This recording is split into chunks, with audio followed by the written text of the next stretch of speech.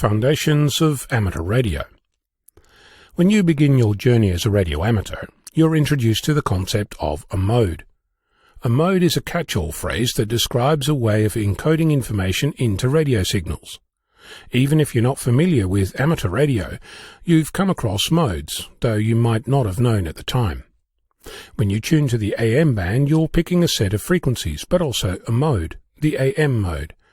When you tune to the FM band, you do a similar thing, set of frequencies, different mode, FM. The same is true when you turn on your satellite TV receiver. You're likely using a mode called DVB-S.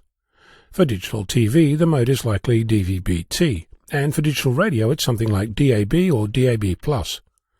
Even when you use your mobile phone, it too is using a mode, be it CDMA, GSM, LTE, and plenty of others. Each of these modes is shared within the community, so that equipment can exchange information.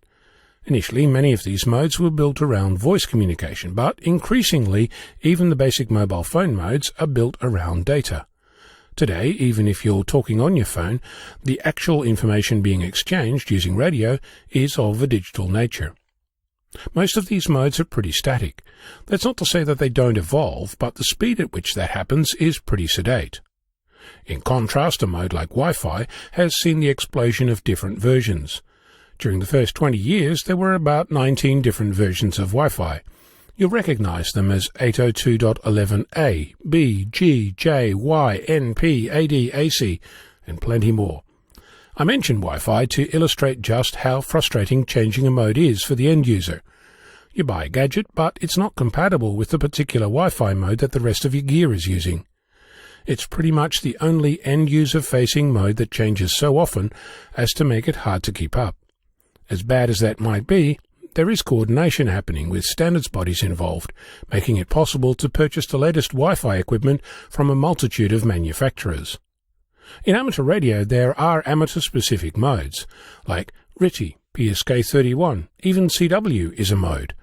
And just like with Wi-Fi, they evolve. There's RTTY 45, RTTY 50, and RTTY 75 wide and narrow, when you might have thought that there was only one RTTY. The FL-Digi software supports 18 different Olivia modes out of the box, which haven't changed for a decade or so. The speed of the evolution of Olivia is slow. The speed of the evolution of RTTY is slower still. CW is not moving at all. At the other end, new amateur modes are being developed daily.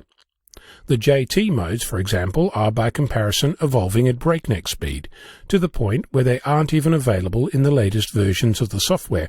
For example, FSK441, introduced in 2001, vanished at some point, superseded by a different mode, MSK144.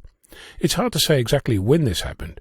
I searched through 15 different releases and couldn't come up with anything more definitive than the first mention of MSK144 in version 170, apparently released in 2015.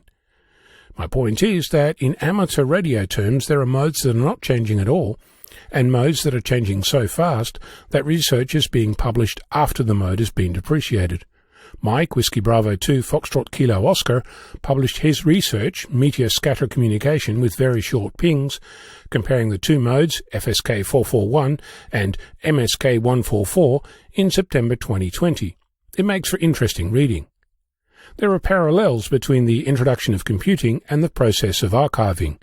The early 1980s saw a proliferation of hardware, software, books and processes that exploded into the community. With that came a phenomenon that lasted at least a decade, if not longer, where archives of these items don't exist because nobody thought to keep them. Floppy disks thrown out, books shredded, magazines discarded, knowledge lost. It didn't just happen in the 1980s. Much of the information that landed man on the moon is lost. We cannot today build a Saturn V rocket with all the support systems needed to land on the moon, from scratch, even if we wanted to. We have lost manufacturing processes, the ability to decode magnetic tapes, and lost the people who did the work through retirement and death, not to mention company collapses and mergers. Today we're in the middle of a golden age of radio modes, each new mode with more features and performance.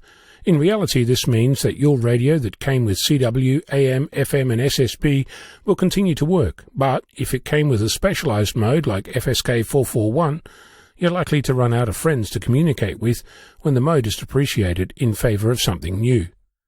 In my opinion, open source software and hardware is vitally important in this fast-moving field, and if we're not careful, we will repeat history and lose the knowledge and skill won through perseverance and determination due to lack of documentation or depreciation by a supplier. When did you last document what you did? What will happen to that when you too become a silent key? I'm Ono, Victor Kilo 6, Foxtrot Lima, Alpha Bravo.